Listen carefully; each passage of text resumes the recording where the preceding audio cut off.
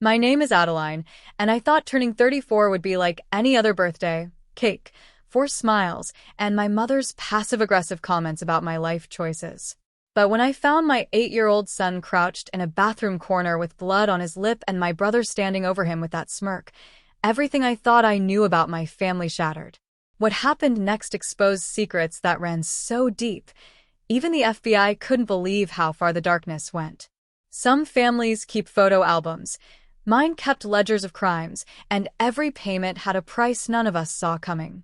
But before we move back to it, comment down your age and where you are watching from, and if this story resonates with you, hit that like button, and subscribe for more stories about deception, betrayal, and finding the strength to reclaim your life. The house thrummed with celebration, every corner alive with the sounds of family. Laughter spilled from the living room where my cousins huddled around old photo albums, their voices rising and falling with each embarrassing teenage memory they unearthed. In the kitchen, the familiar clatter of dishes mixed with my aunt's gossip about whose daughter was dating whom, their words punctuated by the occasional gasp of scandal. The scent of my mother's famous chocolate cake, 3 layers, German chocolate with coconut pecan frosting, drifted through the air, mingling with the sharp notes of wine and the earthier aroma of Uncle Pete's cigarettes sneaking in from the back porch. I stood at the center of it all, 34 candles waiting to be blown out, surrounded by faces I'd known my entire life. Mom had insisted on throwing this party, despite my protests that I was too old for such fuss. Adeline, she'd said with that particular tone that brooked no argument, family celebrates family. That's what we do. And so here I was, wearing the dress she'd picked out, a deep burgundy that she said brought out my eyes, accepting hugs from relatives I saw maybe twice a year, their congratulations mixing with subtle digs about my single motherhood, my career choices, my decision to raise Ethan alone. Speech. Speech. My brother Marcus's voice boomed over the chatter. He stood by the fireplace, beer in hand, that familiar smirk playing at his lips. At 37, he still carried himself with the swagger of the high school quarterback he'd once been, though the muscle had long since softened, and the charm had curdled into something meaner. "Come on, Addie," he called out, using the childhood nickname he knew I hated. "Tell us what it feels like to be another year older and still." He paused, his eyes glinting with malice. "Figuring it all out." The room laughed, though some of the chuckles were uncomfortable. I forced a smile, the one I'd perfected over years of family gatherings. "Well, Marcus, I guess we can't all peak in high school." A few genuine laughs this time. Marcus's jaw tightened, but Mom swept in before he could respond. "Enough, both of you. Let's cut the cake." That's when I noticed. The absence hit me like cold water, sudden and clarifying. I scanned the room, counting heads, searching for the one that mattered most. "Where's Ethan?" I asked, my voice cutting through the birthday song that had just begun. Mom waved dismissively, not even pausing in her conducting of the off-key chorus. "Oh, he's probably playing somewhere. You know how boys are." But I didn't know how my boy was. Ethan wasn't the type to wander off during celebrations. At 8 years old, he was still young enough to want to be near me at family gatherings, especially ones where Marcus was present. There was something about my brother that made Ethan go quiet and watchful, the way small animals do when they sense a predator. "Has anyone seen him?" I asked louder, interrupting the song completely now. "Jesus, Adeline, he's fine," Aunt Sarah said, wine glass tilting dangerously. "Let the kid have some independence. He was here for the presents," Cousin Rita offered helpfully. "Saw him by the stairs maybe 20 minutes ago?" 20 minutes. My chest tightened. I pushed through the crowd, ignoring Mom's exasperated call of "Adeline, the candles." The hallway stretched before me, dimmer than the living room, family photos watching from the walls like silent witnesses. I checked the den first, empty except for the teenagers hunched over their phones. The guest bedroom yielded nothing but coats piled on the bed. My childhood room, now Mom's craft space, sat undisturbed. "Ethan?" I called, my voice echoing off the walls. "Ethan, honey?" From behind, I heard footsteps. "Looking for your kid?" Marcus's voice, casual, almost bored. Maybe he finally grew a pair and decided to explore on his own. I whirled on him. What did you do? Me? His hand went to his chest in mock offense. I've been with everyone, as you well know. Not my fault you can't keep track of your own son. But there was something in his eyes, a glimmer of satisfaction that made my skin crawl. I pushed past him, my heart racing now.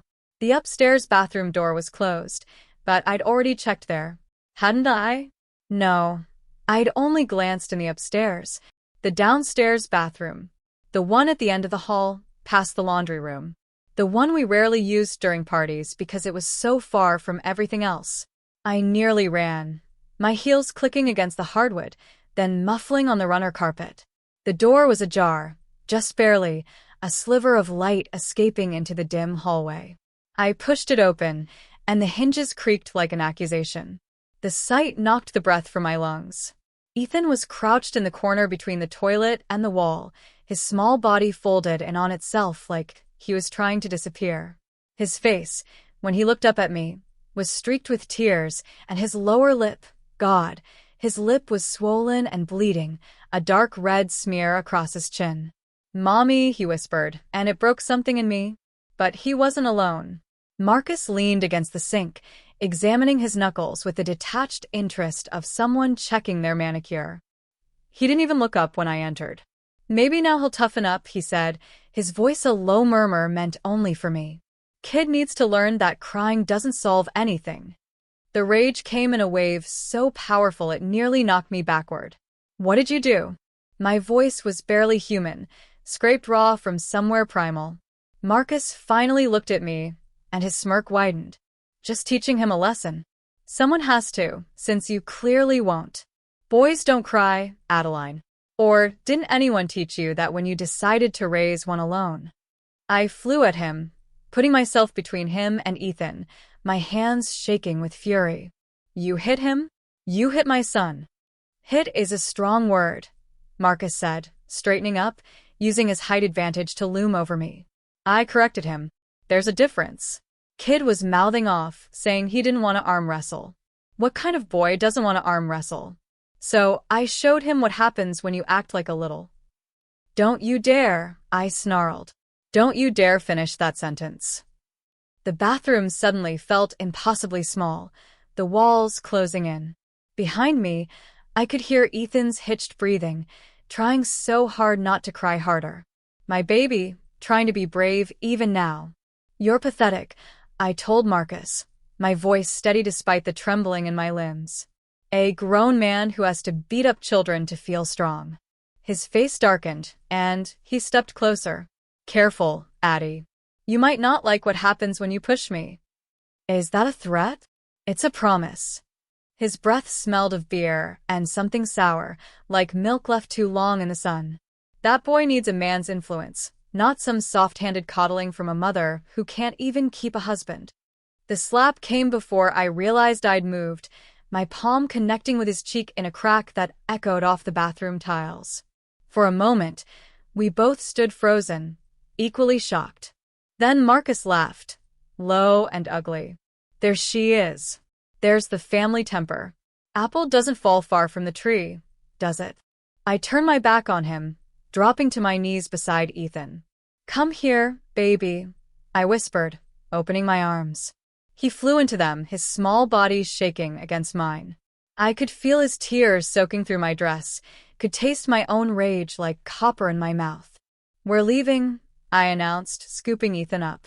He was getting too big for me to carry easily, but I'd carry him to the ends of the earth if I had to. Marcus stepped aside with exaggerated courtesy. "By all means, run away. It's what you do best." I didn't dignify that with a response. I carried Ethan down the hallway, his face buried in my neck, his arms wrapped so tight around me I could barely breathe. The party sounds grew louder as we approached the living room, and then died entirely as we entered. Every face turned to us. The cake sat untouched, candles melted to nubs, wax pooling on the frosting. Mom's face went from confused to angry in the span of a heartbeat. "Adeline, what on earth?" "We're leaving," I said. "Don't be ridiculous. It's your birthday party. Marcus hit Ethan. The words fell into the silence like stones into water, ripples of shock spreading outward. But Mom's face didn't show surprise. It showed irritation. Oh, for God's sake. Boys will be boys. Marcus was probably just. He split my son's lip, I said, my voice rising. He cornered him in a bathroom and hit him. You're being dramatic, Mom hissed, glancing around at the assembled relatives like she was more concerned about the scene I was making than her grandson's bloody face. Whatever happened, it can't be that serious. You always blow things out of proportion. Look at his face. I turned slightly so the light caught Ethan's swollen lip, the tear tracks still visible on his cheeks. Mom's expression flickered, just for a moment, and then hardened into something I'd seen before but never directed at me with such venom. If you hadn't raised him to be so sensitive, maybe these things wouldn't happen. An ungrateful brat, just like his bastard mother. No wonder he can't handle a little roughhousing. The room gasped collectively. Even the teenagers looked up from their phones. Aunt Sarah's wine glass actually did fall this time, shattering on the hardwood with a crystalline crash that nobody moved to clean up. What did you just call my son? My voice was dangerous now, low and controlled. Mom lifted her chin, defiant. You heard me. You come here, making a scene, ruining everything just like always. Maybe if that boy had a father figure instead of whatever parade of influences you've subjected him to. The only bad influence, I said, shifting Ethan's weight in my arms, is the one I stupidly kept bringing him around. We're done here. I headed for the door, relatives parting like the Red Sea. Some looked sympathetic. Cousin Rita reached out as if to touch my arm, then thought better of it. Others, particularly the older generation, wore expressions of disapproval, whether for me or the situation. I couldn't tell and didn't care. If you leave now, Mom called after me, don't bother coming back. I paused at the threshold, looking back at the room that held so many memories, birthday parties and Christmases, Easter egg hunts and Thanksgiving dinners. All of it tainted now, poisoned by the revelation of what my family really thought of us.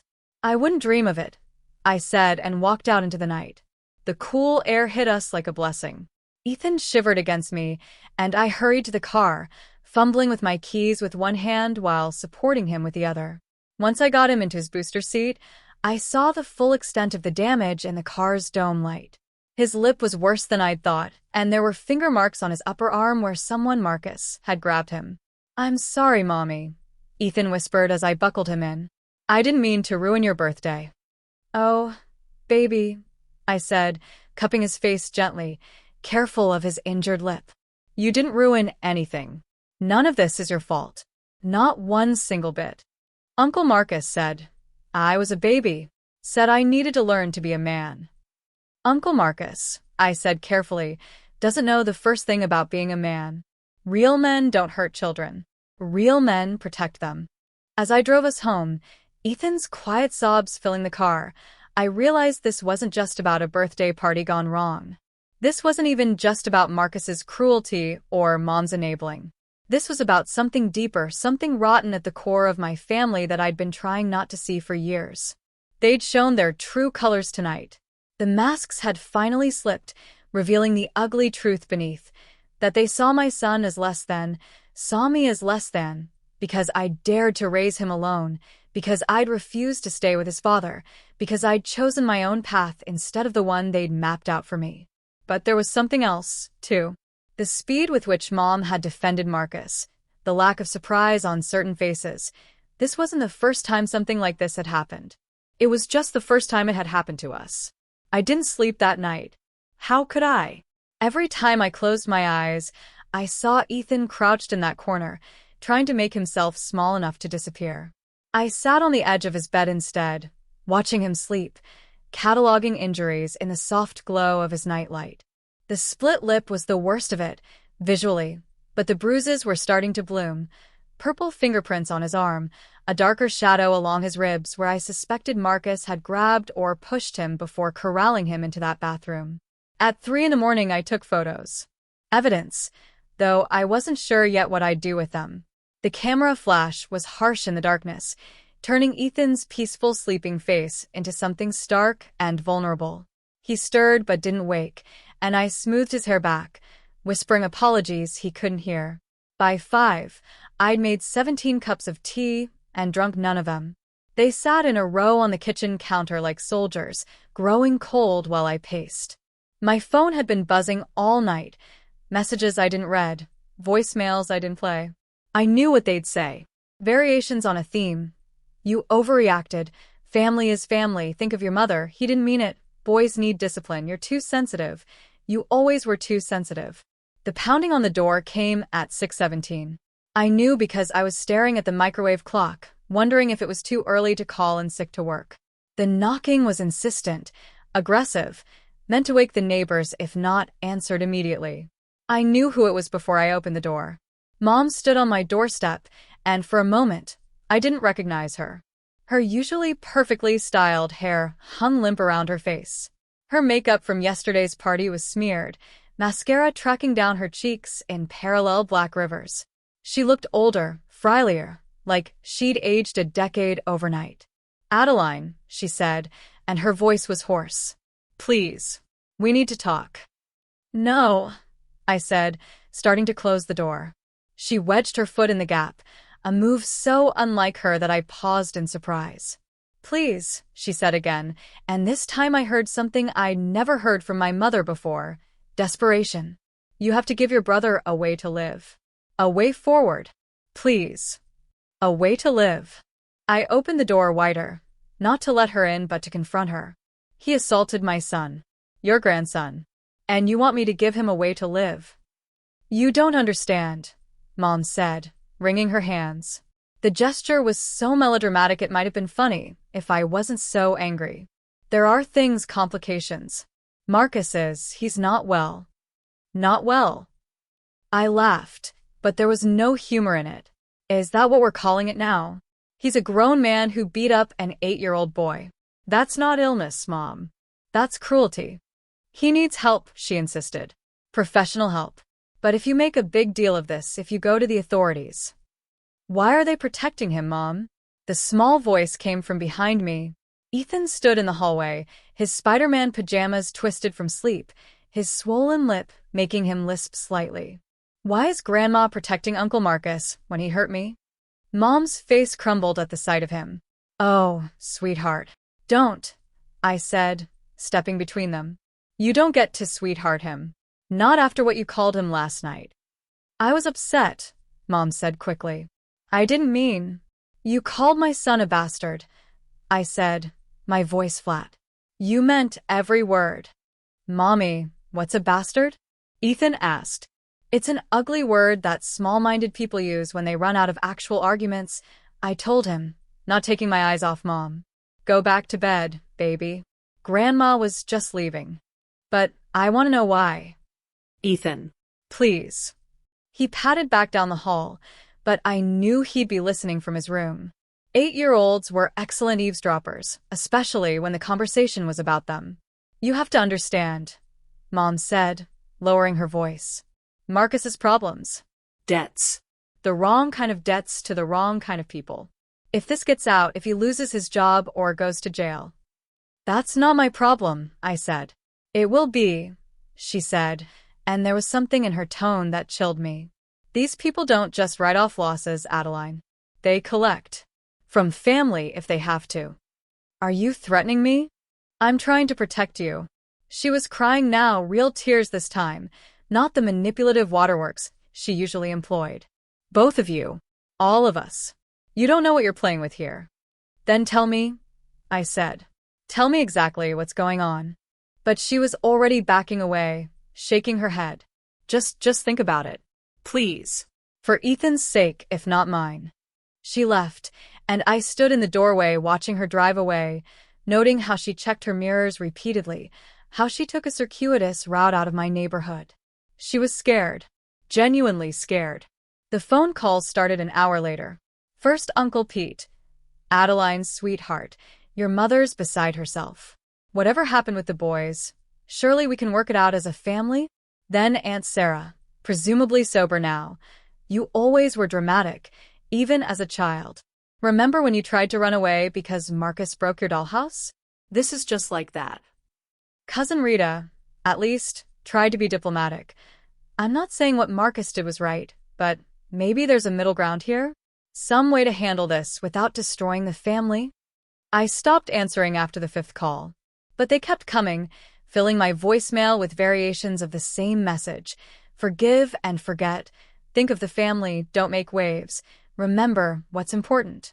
What was important was sitting at my kitchen table, trying to eat cereal with a swollen lip, wincing every time he forgot, and chewed on the injured side. I called in sick to work, but by noon, my manager Sandra was calling. Adeline, I hate to bother you when you're ill, but there's been some concerns raised. Concerns? I knew what was coming. Some calls came in. Anonymous complaints about your stability, professionalism. Look, I know it's probably nothing, but HR wants to have a meeting when you're back. Anonymous, I repeated. Let me guess, they mentioned family problems? Sandra's silence was confirmation enough. I'll be in tomorrow, I said. And Sandra? They're not anonymous if they're related to me. The whispers had already started by the time I picked Ethan up from school that afternoon. I'd thought about keeping him home, but routine felt important, normal felt necessary, even if nothing about our situation was normal anymore. Mrs. Chen asked if everything was okay at home. Ethan reported as he climbed into the car. And Tommy's mom kept staring at my lip. The school pickup line had been a gauntlet of stares and whispered conversations behind hands. Mom's network was extensive and efficient. By now, half the town probably knew there'd been drama at the Morrison family birthday party. Mom's version of events, no doubt, painted me as the hysteric who ruined a lovely family gathering over a little brotherly roughhousing. That evening, my friend Claire came by with a bottle of wine and a toy for Ethan, a Lego set to keep him busy while we talked. Your mom's been making the rounds, she reported, pouring generous glasses for both of us. Coffee shop, grocery store, even showed up at the library where my book club meets. Her story is that Marcus was trying to teach Ethan self-defense, and you overreacted. Self-defense, I said flatly. Apparently, you've always been jealous of Marcus, and this was your way of getting attention on your birthday. She's really going with that? Claire leaned forward, her expression serious. Adeline, this isn't just family drama anymore. What Marcus did, that's assault. On a minor. You need to document everything. I took pictures, I admitted. Good. Save every text, every voicemail. Write down dates and times of conversations. You might need them. For what?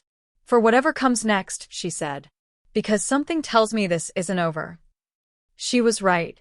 That night, after Claire left and Ethan was asleep, I sat at my computer and started typing. Every detail I could remember from the party. Every word Marcus had said. Every person who'd witnessed the aftermath. The way Mom's face had shown no surprise. The fear in her voice this morning. It was nearly midnight when Ethan appeared in my doorway, holding something. I made this at art time, he said, handing me a piece of paper. It was a drawing, done in crayon and marker. A small figure, clearly Ethan, with his distinctive dark hair and blue shirt, crouched in a corner. Looming over him was a larger figure, all sharp angles and red scribbles, with angry eyes and raised fists. Is this what happened? I asked, though I already knew. He nodded, climbing into my lap. Uncle Marcus said I wasn't a real boy because I cried when Dad left. He said real boys don't need their mommies. When did he say this? This was new information. When he pulled me into the bathroom, he said lots of things. Mean things about you too. What kind of things? Ethan pressed his face against my shoulder. Bad words. Words I'm not supposed to know. He said you were why Dad left, and that I'd end up just like you, alone and unwanted. The rage came back, cold this time, crystallizing into something harder than anger. Resolution maybe. Or determination. Listen to me, I said, turning Ethan to face me. Your Uncle Marcus is wrong about everything. You are perfect exactly as you are. Crying doesn't make you weak. It makes you human. Needing people doesn't make you less of a boy. It makes you smart enough to know that nobody gets through life alone. and we are not unwanted. We have each other, and that's more than Marcus will ever understand. Are we going to see them again? The family? I thought about lying, about softening it, but Ethan deserved better than pretty falsehoods. I don't know, I said honestly. But I do know that we're not going to see them until they can treat us with respect. And that might be never. Okay, he said, with the simple acceptance children have for hard truths. I didn't like going there anyway. It always smelled like cigarettes and Grandma's mean perfume. Despite everything, I laughed. Yeah, it did, didn't it? As I tucked him back into bed, Ethan asked one more question. Mommy? Are we safe? I wanted to say yes immediately, to offer him that comfort. But Mom's words echoed in my head. These people don't just write off losses. We're going to be, I said instead. I promise you, baby, we're going to be safe. But as I stood in his doorway, watching him settle back into sleep, I realized I had no idea how to keep that promise. Marcus wasn't just a bully anymore. He was something more dangerous. A man with secrets, with debts, with the kind of problems that made my mother show up at dawn, terrified and begging. And we were on the outside now, cut off from the family's protection, whatever that had been worth. We were alone, Ethan and I, against whatever was coming. I looked at the drawing still in my hand. My son, small and frightened, cornered by a monster in the shape of a man. The truth captured in crayon and marker, too honest for adults to acknowledge. This wasn't over. Claire was right. This was just the beginning. And I had no idea how deep this darkness went, or what it would cost us to escape it. But looking at that drawing, at the fear my baby had captured on paper, I knew one thing for certain. I would burn it all down before I let them hurt him again. Every last brick of it, even if it meant losing everything else in the process. The memories came unbidden at 3 a.m, sharp as glass shards. I sat at my kitchen table, laptop open, Claire's advice echoing in my head, document everything. But as I typed, other incidents surfaced, things I dismissed or explained away over the years. Marcus, 17, twisting our cousin Jeffrey's arm behind his back until the younger boy cried at Thanksgiving. Teaching him wrestling moves, the adults had laughed. Marcus, 22, showing up at Jessica's wedding with a black eye and split knuckles, joking about a bar disagreement. The way Jessica's new husband had kept his distance all night. Marcus, 25, when Aunt Sarah's son dropped out of college suddenly and moved across the country. The family said Kyle needed space to find himself, but Kyle never came back. Never called. His social media went dark. Marcus, 30, when Dad's business partner's son ended up in the hospital with a skateboarding accident. The kid had been asking questions about missing inventory at the hardware store Dad co-owned. After the accident, he stopped asking. My fingers trembled as I typed. How many victims had there been? How many times had the family closed ranks, offered explanations, made problems disappear? I picked up my phone and scrolled through old contacts until I found Jeffrey's number. We hadn't talked in years, but he answered on the third ring, voice thick with sleep. Adeline? Jesus, what time is it? Jeff, I'm sorry. I need to ask you something about Marcus. Silence. Then, what did he do? He hurt Ethan. At my birthday party. Mom's protecting him, and I need to know, did he ever, when you were kids? Yes. The word came out flat, final. Multiple times. Your parents knew. They always knew. Why didn't you ever say anything? A bitter laugh. I did. My mom told your mom. Your mom said I was exaggerating, that boys played rough, that I needed to toughen up. Sound familiar? It did. God, it did. There's more, Jeffrey said. But not over the phone. Can you meet me tomorrow? Lunch at the diner on Route 9. The one outside town? Outside town. Where family wouldn't see us talking. I'll be there. The next morning, I dropped Ethan at school, ignoring the stares and whispers that followed us through the parking lot. My son walked with his head high, but his hand gripped mine tighter than usual. Brave face, baby, I whispered. Like a superhero? He asked. Exactly like a superhero. At work, the HR meeting was a masterclass in corporate passive aggression. Sandra sat beside me, steadfast, while HR, a nervous man named Roger, read from his notes. We've received multiple complaints about erratic behavior, emotional instability, and concerns about your ability to maintain professional boundaries. From family members who are not employed here, I pointed out. The complainants wished to remain anonymous.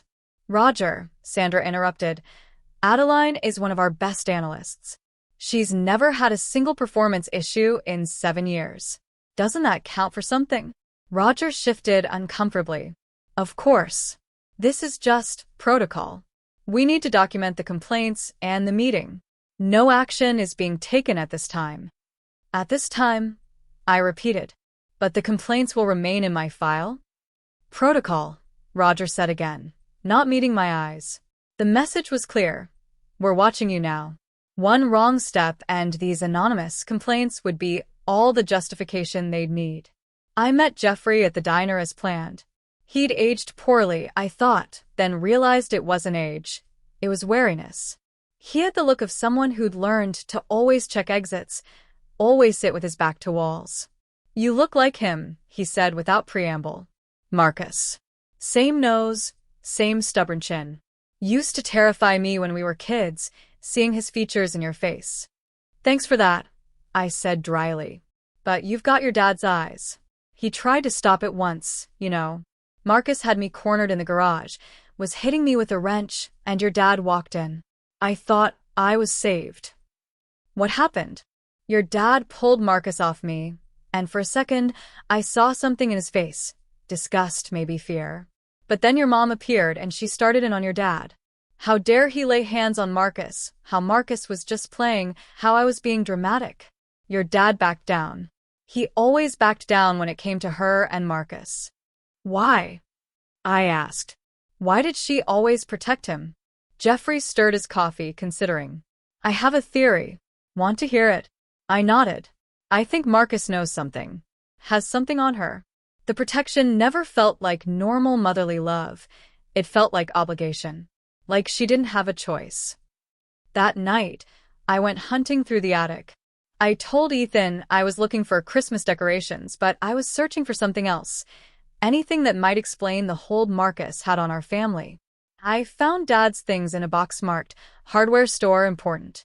Mom must have missed it when she cleared out his belongings after the heart attack 3 years ago. Inside were ledgers, receipts, and at the bottom, a leather-bound journal. Dad's handwriting was precise, orderly. The first entries were mundane, inventory lists, supplier contacts. But as I flipped through, the tone changed. Dates appeared with dollar amounts. Large dollar amount.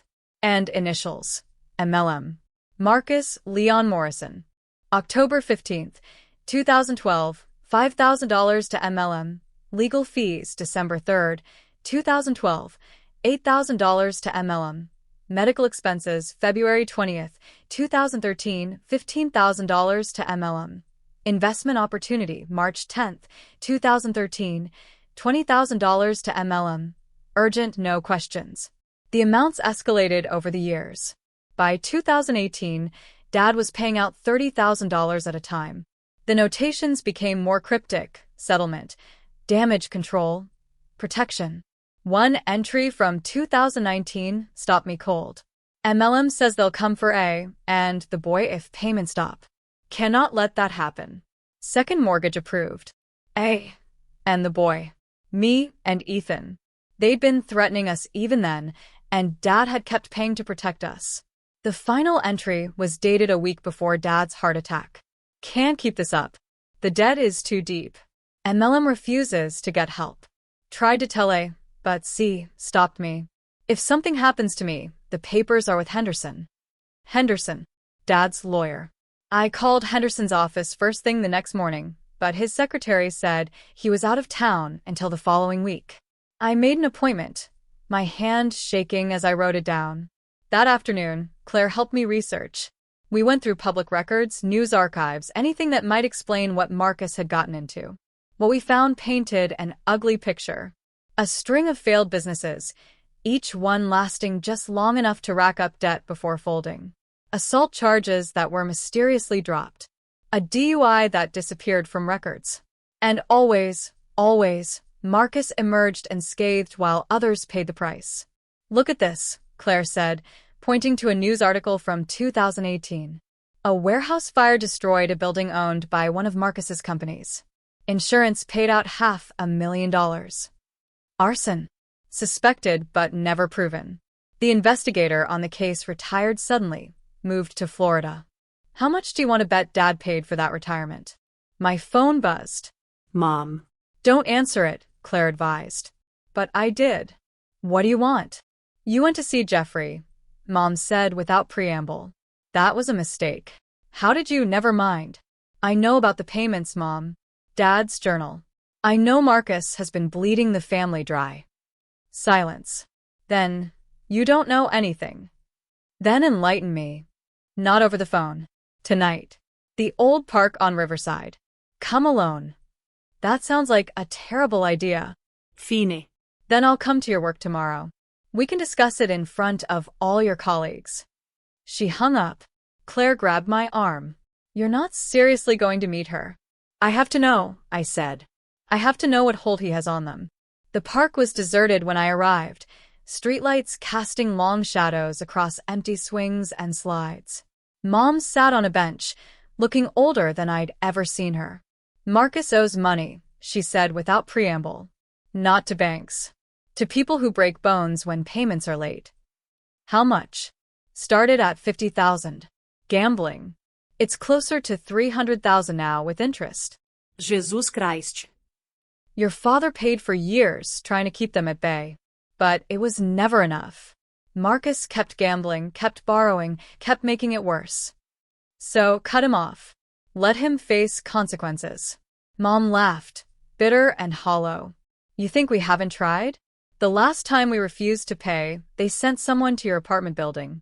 You remember that break-in 3 years ago? The one where nothing was stolen. My blood went cold. That was a message. They know where you live, where Ethan goes to school, your routines, your schedules, everything. Then we go to the police. With what? There's no proof. And Marcus has made sure we're all implicated. The money Dad paid? It went through the family business. If Marcus goes down, he's taking us all with him. Your father's legacy, my reputation, your inheritance, what little is left of it. I don't care about inheritance.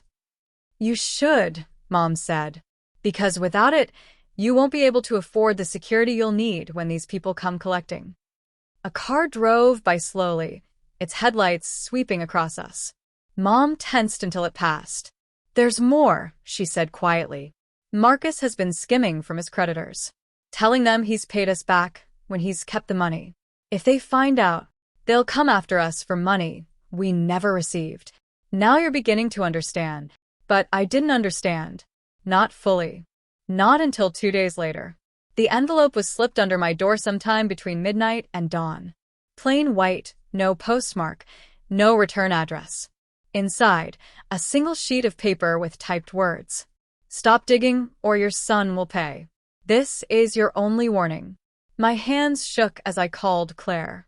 She came over immediately, still in her pajamas, and we sat at my kitchen table staring at the note. This is evidence, she said. We need to call the police. Mom warned me they have connections. What if? Then we go over local PD. I have a friend, Lisa Chin. She's a PI, used to be state police. Let me call her. Lisa arrived that afternoon, a compact woman with sharp eyes and a no-nonsense demeanor. She examined the note, took photos, and asked detailed questions about everything that had happened. Your mother's right about one thing, she said finally. These aren't people you want to mess with. But she's wrong about something else. There's always evidence. We just need to find it. How? Follow the money. Your brother's been running schemes for years. There's got to be a paper trail. Bank records, business filings, tax documents. I'll start digging, but carefully. These people are watching. She was right about that. Over the next few days, I noticed things. The same car parked across from my office building 3 days in a row. A man in a baseball cap who seemed to be everywhere. The grocery store, the gas station, Ethan's school parking lot. We're being watched, I told Lisa during one of our meetings. Good, she said, which wasn't the response I expected. Means we're getting close to something. They're nervous. What she found over the next week was staggering.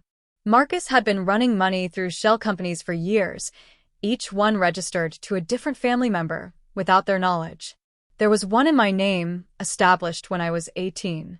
One in Jeffrey's name. Even one in Ethan's name, created just last year. He's been using you all as shields, Lisa explained. If the authorities investigate, it looks like a family operation. Everyone's implicated. Can we prove we didn't know? Maybe. But it would be messy, expensive, and public. Exactly the kind of thing your mother's trying to avoid. The confrontation with Marcus came sooner than expected. I was leaving work late, the parking lot nearly empty, when he materialized from behind a concrete pillar. Hello, Addie. I fumbled for my keys, thumb finding the panic button. Stay away from me. Relax. I'm just here to talk. To explain the reality of your situation. I know the reality. You're a parasite who's been bleeding our family dry. His face darkened. Careful. You don't want to make me angry. Or what? You'll hit me like you hit my son. He moved closer, and I smelled whiskey on his breath. That boy needed a lesson. So, do you apparently? The only lesson here is that you're a coward who beats children and hides behind mommy's skirts. His hand shot out, grabbing my wrist. You think you're so smart playing detective. You have no idea what you're dealing with. These people I owe? They don't send warning notes. They send cleaners. Let go of me. Drop this, Adeline. Stop asking questions, stop digging into things that don't concern you, and maybe, I can keep them from coming after you and the brat. His name is Ethan. For now, Marcus said, and the implied threat made my blood freeze. But names can be erased. People can disappear. Accidents happen all the time. I hit the panic button. The car alarm shrieked, lights flashing. Marcus released my wrist and stepped back. This isn't over, he said, walking away. You just made things so much worse. Security arrived moments later, but Marcus was already gone. I filed a report, adding it to the growing pile of documentation Lisa was assembling. That night, Ethan had nightmares. He woke screaming about Uncle Marcus coming to get him. I held him until he calmed, whispering promises I wasn't sure I could keep. Maybe we should leave, I told Claire the next day. Just pack up and go. Start over somewhere. And go where? With what money? Besides, running makes you look guilty. And these people, if they're as connected as your mom says, they'll find you. She was right. We were trapped. The escalation came at school. I got the call during a meeting. Ethan had been in an incident. I broke every speed limit getting there. I found him in the principal's office, shirt torn, lip bleeding again. The principal, Mrs. Watson, looked deeply uncomfortable. Some older boys cornered him at recess, she explained. They were saying things, horrible things, about you, about your family. Ethan tried to walk away, but they pushed him down and… Where are these boys? I demanded. Their parents have been called. But Adeline, the things they were saying, they were very specific. Adult things. Things they must have heard at home. What did they say? Mrs. Watson glanced at Ethan, then back at me. Perhaps we should discuss this privately. But Ethan spoke up, his voice small but clear. They said Uncle Marcus told them I was a baby who needed toughening up. They said maybe now I'll learn to be a real boy. Marcus's exact words. He'd been spreading his poison, recruiting proxies to continue his torture. I want those boys suspended, I said. Of course. But Adeline, if there's something going on, some family situation, that's putting Ethan at risk, I'm obligated to report it. The threat was implicit. Get your house in order or child services gets involved. Lisa had news that evening. I've tracked the money. Your brother's been funneling payments through a construction company that's a front for money laundering. The company's registered to Anthony Torino. Who? Someone you don't want to owe money to. He's connected, protected, and very dangerous. But here's the interesting part, your brother's been skimming. The payments your dad made? Marcus reported them as half what they actually were, pocketed the difference. So, he's stealing from criminals who are already extorting him? Exactly. And if Torino finds out, Marcus is dead. And possibly anyone he's been using as cover, including you and Ethan. The family meeting was called for that Sunday. Mandatory attendance, Mom had said. The whole extended family would be there to resolve this situation. I arrived with Lisa and Claire, ignoring Mom's protests about outsiders. They're my witnesses, I said. The family was arranged like a tribunal. Marcus at the center, Mom at his right hand, various aunts and uncles spread around the living room. I noticed Jeffrey wasn't there. Smart man. We're here to find a solution, Mom began. This family conflict has gone too far. This isn't a conflict, I said. Marcus assaulted my son. He's been threatening us, stalking us, turning other children against Ethan. Prove it, Marcus said, smirking. Lisa opened her briefcase and began laying out documents. Photos of Ethan's injuries. The threatening note. Security footage from my office parking lot showing Marcus grabbing me. School incident reports. And then the financial documents. The room went silent as she explained what she'd found. The money laundering, the shell companies, the theft from Torino. Marcus's smirk faltered.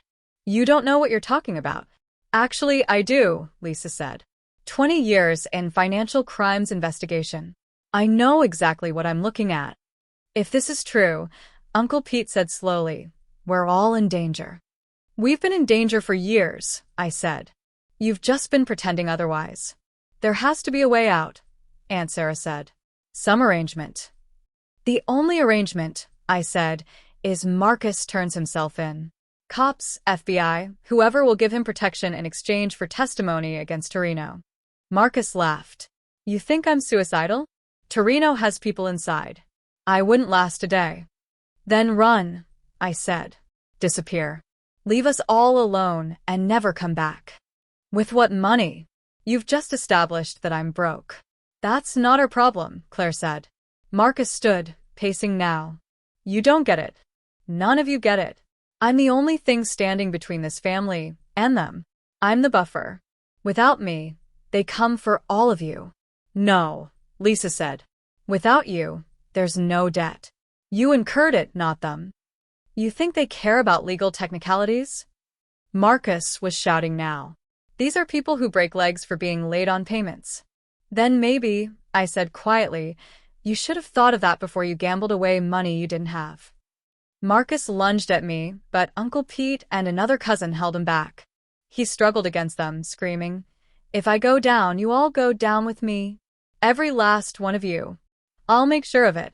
Get him out of here, Mom said quietly. They dragged Marcus out, still shouting threats. Mom looked at me, and for the first time in my life, I saw her facade completely crack. You've killed us all, she whispered. No, I said. Marcus did that. I'm just refusing to die quietly. That night, we stayed in a hotel. Lisa had insisted, said it wasn't safe at home. Ethan thought it was an adventure, bouncing on the beds, ordering room service. But I sat by the window, watching the parking lot, waiting for the other shoe to drop. It came in the form of a text from an unknown number. Your brother owes us $347,000. Payment in full due in 72 hours. You've been listed as guarantor. We'll be in touch. Attached was a photo of Ethan at school, taken that day. The message was clear. Marcus might have lit the fuse, but we were all going to burn. Lisa looked at the message and immediately made a call. We need to move faster. This just became a kidnapping threat. That changes everything. What do you mean? I mean we're going to the FBI. Tonight. This is now federal. As we packed up to leave for the FBI office, Ethan tugged on my sleeve. Mommy, are we in trouble? I knelt down to his level. No, baby. But we're going to make sure the bad people get in trouble. Including Uncle Marcus? Especially Uncle Marcus. He nodded solemnly. Good. He's not a very good uncle. The understatement of the century, I thought, as we headed out into the night, toward whatever came next. The web Marcus had woven was tightening around us all. But I was done being prey caught in his trap. It was time to cut ourselves free, no matter how much it hurt. no matter who got caught in the collapse. The FBI field office was a fortress of glass and concrete, fluorescent lights harsh against the darkness outside. Special Agent Diana Reeves didn't look like what I'd expected. Early 40s, laugh lines around her eyes, photos of golden retrievers on her desk. But her gaze was sharp as she reviewed the documents Lisa had compiled. "This is extensive," she said finally. "Your PI did good work. But I need to be clear about something. Once we open this case, there's no going back. Your brother will know, Torino will know, everyone will know you're cooperating." "They already know something's up," Lisa pointed out. "That photo of Ethan was a clear threat. Which is why I'm recommending witness protection, effective immediately." Agent Reeves pulled out forms. "Temporary safe house for you and your son while we build the case." "What about my job? Ethan's school?" "Leave of absence and homeschooling for now." "I know it's not ideal, but that photo changes everything. These people have eyes on your son." I looked at Ethan, asleep in the chair beside me, exhausted from the stress. "Do it." The safe house was a nondescript apartment in a complex 40 minutes from town. 2 bedrooms, basic furniture, windows with reinforced glass. Deputy Marshal James Wright, a soft-spoken man with kind eyes, walked us through the security protocols. No social media, no contact with family, without clearing it through us first. Vary your routines when you do go out. And this, he handed me a panic button, stays with you always. "For how long?" Ethan asked, clutching his backpack. "Until we catch the bad guys," Wright said gently. "You're being very brave, young man." "My mom says I'm a superhero," Ethan replied. "I think she's right." That night, as Ethan slept in his new bedroom, I sat with Lisa and Agent Reeves, planning our next moves. "We need Marcus on tape admitting to the money laundering," Reeves said. "And, ideally, implicating Torino's organization." "He'll never talk to me now," I said. "No, but he might talk to your mother. If she's willing to wear a wire." "She won't. She's too scared." Lisa leaned forward. "What if she doesn't have a choice? What if we make her see that cooperating is the only way to save herself?" The next morning, we put the plan in motion. Agent Reeves brought Mom in for questioning, not arrested but invited, in a way that made refusal impossible. I watched through one-way glass as they laid out the evidence, the shell companies in her name, the money transfers she'd facilitated, her knowledge of the criminal enterprise. Mom aged 10 years in that room. "I was protecting my family," she kept saying, "by enabling your son's criminal activities." Reeves pressed. "By allowing him to assault your grandson?" "I never wanted. I didn't know he'd." "But you knew about the debts, the threats, the money laundering." Finally, Mom broke. "What do you want from me?" "Cooperation. Full cooperation. Including wearing a wire when you talk to Marcus." "He'll kill me." "No," Reeves said firmly. "We won't let that happen. But Torino might, if this continues." It took 3 hours, but Mom finally agreed. The terror in her eyes was real when she looked at me through the glass. I felt no sympathy. She'd chosen Marcus over Ethan. That was unforgivable. While Mom was being prepped, I worked with the financial crimes unit to decode Dad's journal fully. The initials, the dates, the amounts, it all painted a picture of escalating desperation. But one entry stood out. May 15, 2019, MLM claims A is an RM's. Says he has proof. C. Hysterical. A isn't RM's. Adeline isn't Robert Morrison's. My hands shook as I showed it to Lisa. This can't be right. She studied it carefully. It explains the hush stipend entries. Someone was being paid to keep quiet about paternity. But who? And why would Marcus know? "We need to ask your mother." But Mom was already gone, wearing a wire, meeting Marcus at a diner 2 towns over. We listened from a surveillance van. Agent Reeves, Lisa, and I crowded around the monitors. "You look terrible," Marcus's voice crackled through the speakers. "The FBI came to my house," Mom said. "They know everything." "What did you tell them?" "Nothing." "But Marcus, they have documents, financial records. That PI Adeline hired."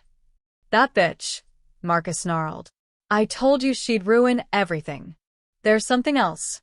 They mentioned Torino. They know about him. Silence. Then, we need to run. Both of us. Tonight. With what money? You've spent everything. Gambled everything. Not everything, Marcus said. I kept some reserves. Emergency funds. You told me we were broke. I told you what you needed to hear. Look, there's almost 200 grand in a storage unit. Cash. We take it and disappear. That's Torino's money. He'll never find us. New identities, new city. We can start over. What about Adeline? Ethan? Marcus laughed. What about them? Adeline made her choice. And the kid? Well, maybe it's better this way. He's not even really family, anyway. What do you mean? Come on, Mom. You know what I mean. Dad knew too. Why do you think he paid all those years? Not just for my debts, to keep Richardson quiet about his bastard daughter. Richardson. A name I didn't recognize. That's enough, Mom said, voice shaking. Don't talk about that. Why not? It's the truth. Adeline's real daddy was Dad's business partner. You had an affair, got pregnant, and Dad covered it up to save face. But Richardson wanted money to stay quiet, especially after his son figured it out. His son. Yeah, the one who had that accident. He was going to expose everything unless we paid. So we paid. And paid. And paid. You caused that accident? I handled it. Like I handle everything for this family. My God, Marcus. You could have killed him. But I didn't. Just scared him enough to leave town. Problem solved. Agent Reeves whispered into her radio.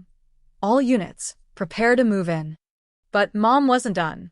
The storage unit, where is it? Highway 9 self-storage. Unit 47. Why? Because I'm going with you. I can't stay here either, not after what Adeline's done. Finally, some sense.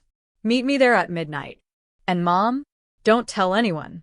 Not even Aunt Sarah. No one. I won't. The wire went silent. Moments later, Mom exited the diner and got into her car. Marcus left separately, heading in the opposite direction. We got him, Reeves said. Assault, money laundering, extortion, attempted murder. It's all there. But I was reeling from the revelation. Not Robert Morrison's daughter. My whole life a lie. Mom was brought back to the safe house. She couldn't meet my eyes. Is it true? I asked. About my father? She nodded, tears streaming. Tom Richardson. Your dad's partner at the hardware store. We had an affair. Just once, but once was enough. Robert found out when you were 2. Tom wanted to claim you, threatened to destroy our marriage. So Robert paid him to stay quiet. And Marcus found out? When he was 17. He'd been snooping in your father's office, found the payments. He's held it over my head ever since. So, you sacrificed Ethan to keep your secret? I was trying to protect you. If it came out, you'd lose everything. Your inheritance, your place in the family. I don't care about any of that, I shouted. I care about my son. And you let Marcus hurt him to protect a lie. I'm sorry, she sobbed. I'm so sorry, but sorry wasn't enough. Not anymore. The raid on the storage unit was set for 11:45 p.m. FBI, DEA, and local police coordinated to take down Marcus and seize the cash that would prove the money laundering charges. I waited in the safe house with Ethan, watching cartoons while my phone sat silent beside me, waiting for news. At 11:30, it rang. Lisa. There's a problem. Marcus changed the plan. He's already at the storage unit, loading the money. Units are moving in now, but... Gunshots crackled through the phone. My blood froze. Lisa. Stay put. Do not leave the safe house. I'll call you back. The next hour was the longest of my life. Ethan fell asleep on the couch, oblivious to the danger. I paced, clutched the panic button, jumped at every sound. Finally, Agent Reeves called. We have him. Marcus is in custody. Was anyone hurt? He fired at agents when they moved in. No one was hit, thankfully. But Adeline, when we searched the unit, we found more than money. Documents, photographs, recordings. Your brother's been building leverage on everyone for years. What kind of leverage? Come to the office tomorrow. You need to see this yourself. The next morning, after dropping Ethan with the Marshal Service's child care, I sat in a conference room surrounded by evidence boxes. Agent Reeves laid out the materials methodically. Your brother was paranoid but smart. He documented everything. She showed me photos first. These are from family gatherings going back 20 years. But look closer. I did. In the background of normal family photos were other things: exchanges of envelopes, meetings with strangers, license plates of cars. Marcus had been documenting the family's secrets for decades. Now these, Reeves continued, pulling out cassette tapes. He recorded conversations, including this one. She played a tape dated 3 years before Dad's death. Dad's voice, tired and defeated. "I can't keep doing this, Marcus." "Sure you can," Marcus replied. "Unless you want everyone to know about Richardson. About Adeline. About what really happened to his son. That was you, not me. But you covered it up. Paid the hospital bills through the company. That makes you accessory after the fact. You're my son. I was protecting you. And I'm protecting us now. Torino's people don't care about our family drama. They want their money.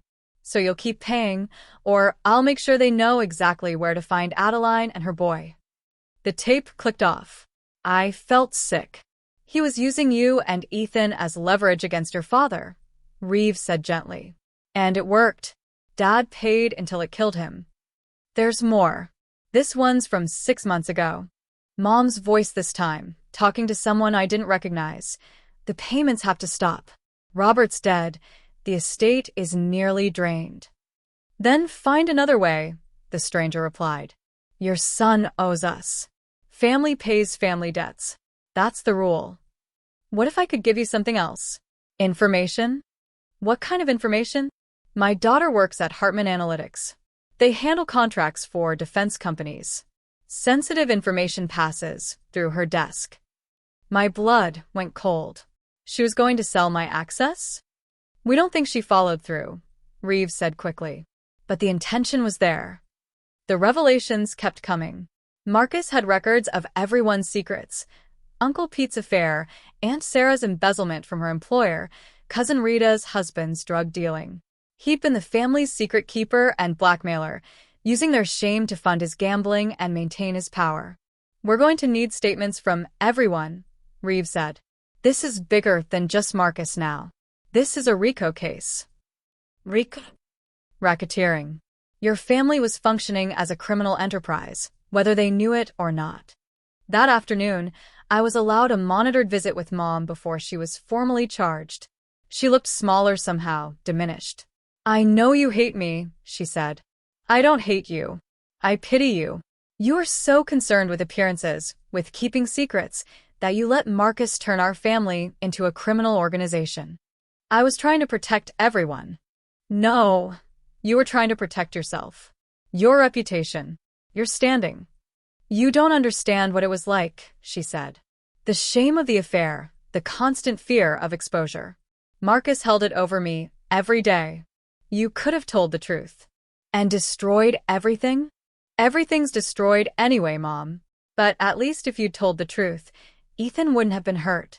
She started crying again. "Is he okay? Is he safe?" "No thanks to you, yes. He's safe. And he's going to stay that way." "Can I see him?" "No." "Not until you've served whatever sentence they give you. Maybe not even then." "Adeline, please. You chose Marcus over Ethan. Over me. Over everyone. Now live with that choice." I left her there, sobbing. I felt nothing. The DA's office was my next stop. Assistant District Attorney Michael Chun laid out the charges they were filing: conspiracy, money laundering, assault, witness intimidation, attempted murder for the Richardson boys' accident.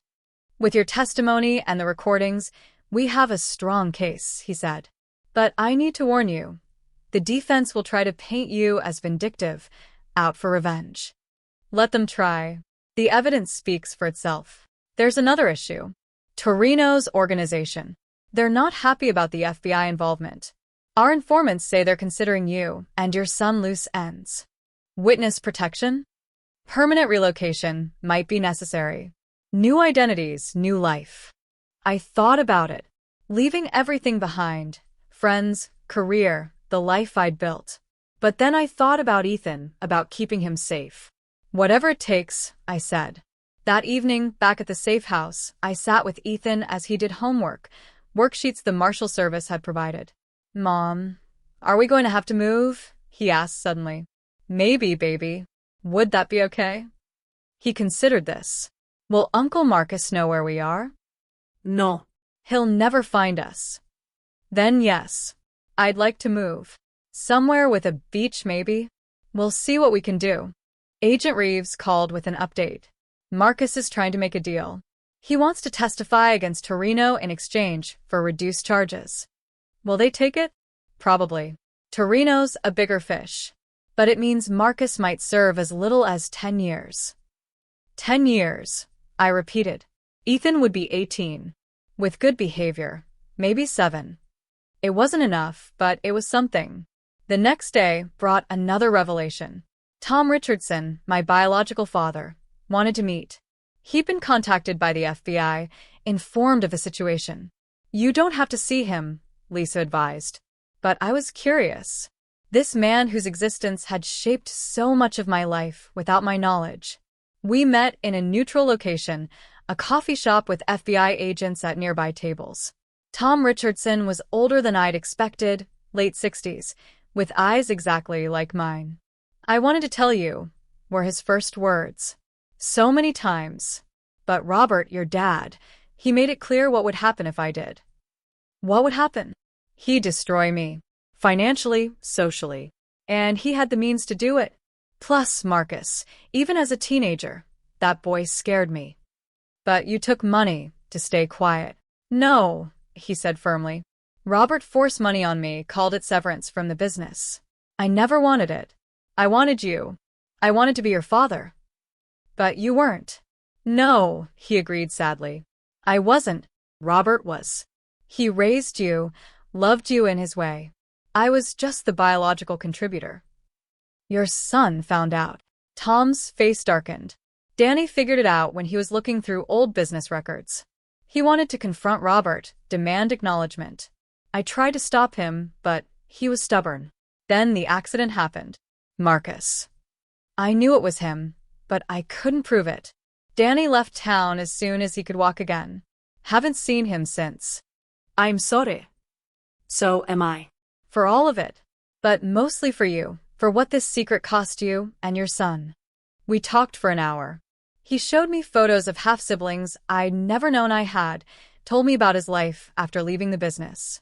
It was surreal, this glimpse of a parallel life I might have had. If you ever need anything, he said as we parted, I'm here. I know I haven't earned the right to be your father, but I'd like to be something.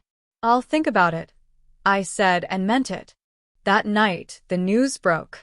Marcus's arrest, the connection to organized crime, the money laundering, it was all over local news. My phone exploded with messages from people I hadn't heard from in years, all wanting details, gossip, their pound of flesh from the scandal. I turned it off and sat with Ethan, watching a movie about superheroes saving the world. Mom, he said during a quiet moment, are we the good guys or the bad guys? What do you mean? Uncle Marcus is bad, right? But he's family. And Grandma did bad things too. So are we bad because we're related to them? I pulled him close. We are who we choose to be, baby. Not who we're related to. And we choose to be good. To tell the truth. To protect people. To do what's right even when it's hard. That makes us the good guys. Even if other people think we're bad, especially then. Sometimes being good means standing alone. He nodded, satisfied, and turned back to the movie. But his question lingered. In exposing Marcus, I destroyed my family. Mom was facing charges. Various relatives were under investigation. The family name was mud. Were we the good guys? Looking at Ethan, safe and protected for the first time since this all started, I knew the answer. Yes, we were. The morning started like any other in witness protection. Ethan and I had developed a routine. Breakfast at 7, homeschool from 8 to noon lunch. Then Marshall Wright would escort us to a small park where Ethan could run and play while maintaining security. We'd been in the safe house for 3 weeks, and the new normal was starting to feel almost comfortable. That false sense of security shattered at 2:47 p.m. I was in the kitchen when I heard Marshall Wright's voice, sharp and urgent. Code red. Lock down now. Through the window, I saw them. 2 men approaching the playground where Ethan had been on the swings moments before. Wright had already grabbed him, was running toward the safe house. The men gave chase. Mommy. Ethan's scream cut through everything. I ran for the door, but the backup marshal, Davies, held me back. Stay inside. We've got him. Wright burst through the door with Ethan in his arms, slamming it behind him. They made us. Don't know how, but they found us. Davies was already on his radio. Emergency evac needed. Location compromised. 2 suspects in pursuit. The next minutes were chaos. We were bundled into an armored SUV, speeding through back roads while Wright coordinated with local law enforcement. Ethan clung to me, shaking. Were those bad men? He whispered. Yes, baby. But the marshals kept you safe. Are they Uncle Marcus's friends? Something like that. The new safe house was 2 states away, a farm property with sightlines for miles. But I knew we couldn't keep running forever. That night, after Ethan was asleep, I called Agent Reeves. How did they find us? We're investigating. But Adeline, this changes things. The attempted kidnapping makes this a federal crime. Torino's organization just made a massive mistake. I want to talk to my mother. That's not advisable. She knows something. She has to. Someone leaked our location.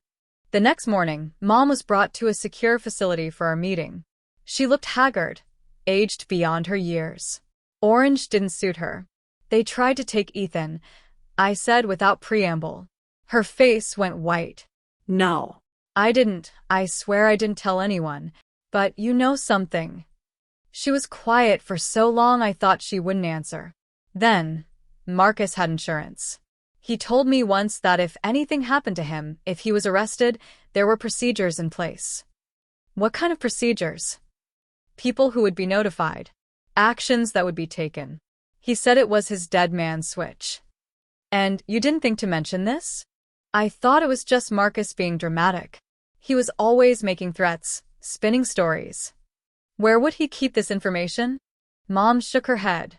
I don't know. But there was something he said. About how the truth would come out if he went down. The whole truth. What truth? We already know about Richardson, about the money. No, Mom interrupted. There's more. Something about the night of the accident. What accident? Your father's heart attack. It wasn't. Marcus was there. My blood went cold. Are you saying Marcus killed Dad? I don't know. But he said things, implied things. Said Dad was going to confess everything to the FBI, that he'd stopped him. And you kept this quiet? I had no proof. And I was terrified.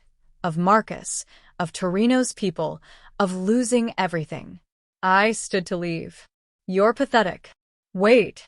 Mom grabbed my arm. There's one more thing. Marcus mentioned a safety deposit box. Said it had his real insurance. Bank of Bedford, under a false name. What name? Leon Mitchell. His middle name and my maiden name. I relayed this information to Agent Reeves, who got a warrant immediately. What they found in that box changed everything. The first item was a recording device with a single file dated the night of Dad's death. Dad's voice panicked. Marcus, what are you doing here? You called the FBI, Marcus's voice replied. I saw the number on your phone. I can't do this anymore. The payments, the lies, it's killing me. No, Dad. You're killing you. All that stress, that guilt, bad for the heart. Marcus, I need my pills. The ones in your pocket? The ones I removed an hour ago? Please. You are going to destroy everything. Our family, our reputation. For what? A clean conscience. The sound of Dad gasping, struggling. Then Marcus again. It's better this way. Mom will be easier to manage. And Adeline, well, she'll never know what hit her. The recording ended with the sound of Dad's body hitting the floor. I vomited in Reeves' trash can. But there was more in the box. Financial records showing Marcus had been stealing from Torino for years, not just skimming but actively redirecting shipments, selling them to competitors. Photos of Marcus meeting with rivals of Torino's organization. He hadn't just been in debt, he'd been playing all sides, thinking he was smart enough to get away with it. This is why they want Ethan, Reeves said grimly. Leverage to get Marcus to return what he stole. But we don't have it. They don't know that. Or don't care. The final item was a letter, addressed to me. Addy, if you're reading this, I'm probably dead or in jail. Either way, you win. Congratulations. You always were Dad's favorite, even after he found out you weren't his. Did you know he was going to change his will? Leave everything to you and cut me out? His real son, abandoned for his wife's bastard. But here's the thing, I've made sure that if I go down, you go down too. Every payment Dad made, they went through accounts in your name. Every shell company. You're listed as an officer. The Richardson boys' accident? There's evidence pointing to you as the one who arranged it. It's all fabricated, of course. But good luck proving that when I'm not around to confess. Enjoy prison, sis. Maybe they'll put you in the cell next to Mom. Your loving brother, Marcus *. He's framing me, I said numbly. Trying to, Reeves corrected. But this recording of your father's murder changes everything. This is first-degree homicide. No plea deal can save him from this. That afternoon, chaos erupted. The news of Dad's murder leaked. We never found out how. And within hours it was everywhere. Local businessman's death ruled homicide, son arrested. My phone, which I'd kept off for weeks, had hundreds of messages when I turned it on. Most were from reporters, but one stood out. Tom Richardson. Adeline, I heard about the attempt on Ethan. I have resources, private security. Please let me help. I called him back. I failed you once, he said. Let me help protect my grandson. He's not, you're not. Biology doesn't matter. That boy is family. My men can supplement the Marshal Service. I looked at Ethan, playing with his Legos under the watchful eye of Marshal Wright. Okay. Tom's security team arrived that evening. Former military, all of them, with eyes that missed nothing. Their presence was reassuring in a way the marshals, bound by regulations and bureaucracy, couldn't be. That night, Mom called from jail. I almost didn't answer. Adeline, she said, voice broken, I remember where Marcus hid the stolen goods. What? From Torino. The shipments he redirected. They're in a warehouse. Dad's old furniture storage place. Unit 19. Why are you telling me this? Because they're going to kill my grandson if they don't get it back. And whatever I've done, whatever mistakes I've made, I don't want that baby hurt anymore. I passed the information to Reeves, who coordinated with DEA and ATF. The raid on the warehouse recovered nearly $3 million in stolen drugs and weapons. Torino's organization was crippled by the loss and the subsequent arrests. But it wasn't over. Marcus, facing life without parole for Dad's murder, made one last play. He agreed to testify, but not against Torino, against Mom and me. Claimed we were the masterminds, that he was just the fall guy. The DA, Michael Chun, showed me Marcus's statement. It was compelling fiction, weaving truth with lies so skillfully that even I almost believed it. He's desperate, Chun said. This is his Hail Mary. But juries can be unpredictable. So what do? We bury him with evidence. And we need you to testify. The trial was set for 3 months out. 3 months of hiding, of looking over our shoulders, of Ethan asking when we could go home. We can't go back to the old home, I told him one night.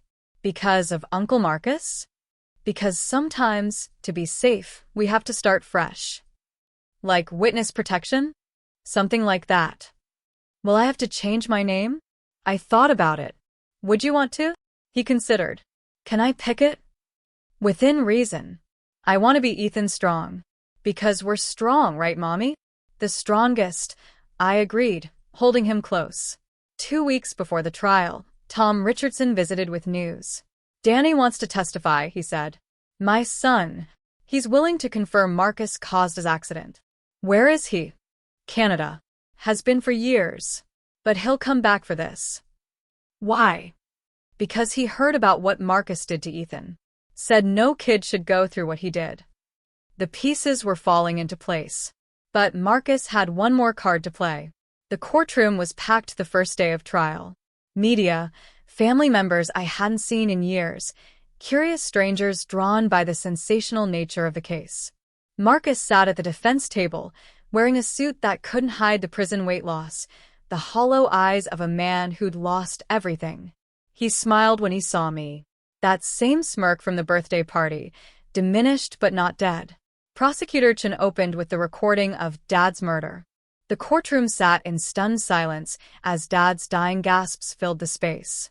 Several jurors wiped away tears. Marcus's lawyer objected repeatedly, but the judge allowed it. This recording, Chen said, captured by the defendant's own device, proves premeditated murder. But that's just the beginning of Marcus Morrison's crimes. Over the next days, the evidence mounted. Financial records, witness testimony, the recorded confession to Mom. Danny Richardson flew in from Vancouver, walking with a limp Marcus had caused, and testified about the assault and Marcus's threats to kill him if he revealed the family secrets. But the most powerful testimony came from an unexpected source. The prosecution calls Ethan Morrison. I stood to object. We hadn't agreed to this, but my lawyer pulled me down. Trust the process, she whispered. Ethan walked to the stand, so small in his dress shirt and tie. The judge leaned down kindly. Do you understand what it means to tell the truth? Yes, sir. It means not lying, even when the truth is scary. That's right. Can you do that? Yes, sir. Chun approached gently. Ethan, can you tell us what happened at your mom's birthday party? Ethan's voice was clear, stronger than I'd expected. Uncle Marcus asked me to arm wrestle. I said no because he always hurts me when we play games. He got mad and dragged me to the bathroom. What happened in the bathroom? He hit me. Here. Ethan pointed to his lip. And he said mean things about my mom and me. Said I wasn't a real boy because I cried. Were you scared? Yes. But also mad. Because my mom says real boys protect people who can't protect themselves. And Uncle Marcus only hurts people smaller than him. Objection. Marcus's lawyer called. Speculation. Sustained. But the damage was done. The jury looked at Marcus with disgust. On cross-examination, the defense attorney tried to paint Ethan as coached, confused. But Ethan held firm. Did your mom tell you what to say today? She told me to tell the truth. Did she practice with you? No. She said the truth doesn't need practice. When Ethan stepped down, he walked past Marcus's table. Marcus reached out as if to grab him, and Ethan flinched. The jury saw it all. I testified next for hours. Every detail, every threat, every revelation. Marcus's attorney tried to tear me apart, suggesting I was mentally unstable, vindictive, a woman scorned by her family. Isn't it true you were always jealous of Marcus? No. But he was the legitimate child and you were. Objection. Chun stood. Relevance. Sustained. Isn't it true you've fabricated evidence to frame your brother? No. Everything I've presented is real, most of it created by Marcus himself. You expect us to believe that your brother, a respected businessman, murdered your father and traumatized your son? I looked directly at the jury. I expect you to believe the evidence. The recordings, the financial documents, the witnesses. Marcus isn't a businessman. He's a parasite who fed off our family until there was nothing left. Mom testified on day 4, broken and resigned. She confirmed everything, the payments, the threats, the cover-ups. She looked at Marcus once, tears streaming. I failed both my children, she said. But I failed Adeline most by choosing Marcus over her and Ethan. That's a mistake I'll regret forever. Marcus's defense was creative. He claimed mental illness, manipulation by Torino, a dysfunctional family dynamic that made him a victim too. He took the stand against his lawyer's advice. arrogant to the end. My father was abusive, he lied smoothly. My mother neglectful. I was forced into crime to survive, to protect the family business. But Chun was ready. Mr. Morrison, is this your voice on the recording? He played Marcus laughing about making Dad's death look like a heart attack. That was taken out of context. Context? Your father is gasping for air, begging for his medication, and you're laughing. What context makes that acceptable? Marcus's composure cracked. He was going to destroy everything. My inheritance, my future. So you killed him? He was weak, pathetic, going to confess to crimes that would destroy us all for what? Because he felt guilty? He deserved. Marcus stopped, realizing what he'd said. The courtroom was silent. No further questions, Chin said. The jury deliberated for 6 hours. Guilty on all counts. Murder in the first degree. Life without parole. As they led Marcus away, he turned to me. This isn't over. Yes, I said firmly. It is. Mom was sentenced to 3 years with possibility of parole in 18 months, mostly for the financial crimes and failing to report Marcus's confession about Dad. It was lenient considering. I don't expect forgiveness, she said at her sentencing. But I hope someday my grandson might understand I was trapped by my own cowardice. The aftermath was complex. The family estate, what was left of it, was tied up in legal proceedings. Most would go to restitution for Torino's victims and Dad's actual business partners who'd been defrauded. But Tom Richardson stepped up, setting up a trust for Ethan's education and our relocation expenses. It's the least I can do, he said. For the daughter I never got to raise and the grandson I want to know. We relocated to Oregon, a small coastal town where nobody knew our names. Ethan became Ethan Strong legally. My last name changed too, shedding Morrison like the poison it had become. Tom helped us buy a small house near the beach, just like Ethan had wanted. Marshall Wright checked in monthly at first, then occasionally. Torino's organization, decimated by the raids and arrests, was no longer a threat. Other families had moved in on their territory within weeks. Claire visited after we'd settled in. You look good, she said. Peace suits you. It feels strange, I admitted, not looking over my shoulder. And Ethan? He has nightmares sometimes. But his therapist says he's remarkably resilient. Like his mom. 6 months after the trial, we held a new birthday party. My 35th, though it felt like I'd aged decades since the last one. Just a few people. Claire, Tom and his wife, Danny Richardson, who'd become an unexpected friend, and Mrs. Chun from next door who'd adopted us as family. Ethan made the cake himself, lopsided and overfrosted, perfect in its imperfection. Make a wish, Mom, he said, bouncing with excitement. I looked around the small gathering, at these people who'd chosen to be our family, who'd stood by us through hell. I looked at my son, smiling and innocent despite everything he'd endured. I don't need to, I said. I have everything I want. You still have to wish. Ethan insisted. It's the rules. So I closed my eyes and wished for continued peace, for Ethan's nightmares to fade, for the strength to build this new life we'd fought so hard to earn. The candles flickered out and everyone cheered. No one mentioned that it was exactly 1 year since the birthday that changed everything. No one needed to. That night, after everyone had gone home and Ethan was asleep, I stood on our small deck watching the ocean. The waves crashed endlessly, powerful and indifferent, washing everything clean. My phone buzzed, a text from an unknown number. For a moment, my heart raced. Then I read it. Miss Strong, this is Warden Davies at Bedford Maximum Security.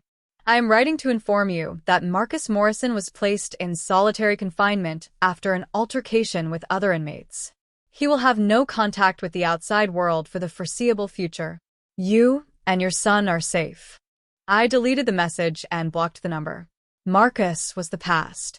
We were the future. Inside, I checked on Ethan one more time. He slept peacefully, his Captain America nightlight casting soft shadows on the wall. On his dresser sat a photo. Not of the family we'd lost, but of the one we'd chosen. The people who'd earned their place in our lives through love, not blood. I thought about the letter I'd written for the court, my victim impact statement that had been read at Marcus's sentencing. Truth is our inheritance. Not money, not reputation, not family names or obligations. Truth. My son will grow up knowing that standing up to bullies, even when they're family, especially when they're family, is the right thing to do. He'll know that love isn't about blood, it's about choice. And we choose to leave the poison behind and grow something new, something honest, something real. Tomorrow, Ethan would start at his new school, with his new name, in our new life. He was nervous but excited. "Do you think they'll like me?" he'd asked. "They'll love you," I'd promised. "Because you're kind and brave and honest. That's all that matters." The sound of the ocean filled the night, constant and reassuring. Somewhere in a maximum security prison, Marcus sat alone with his rage and his emptiness. Mom was serving her time, maybe learning something about consequences. The family that had enabled and protected Marcus for so long was scattered, their reputation destroyed, their secrets exposed. But here, in this small house by the sea, a mother and son were writing a new story. One birthday at a time, one truth at a time, one choice at a time. We were free, and that was the greatest gift of all.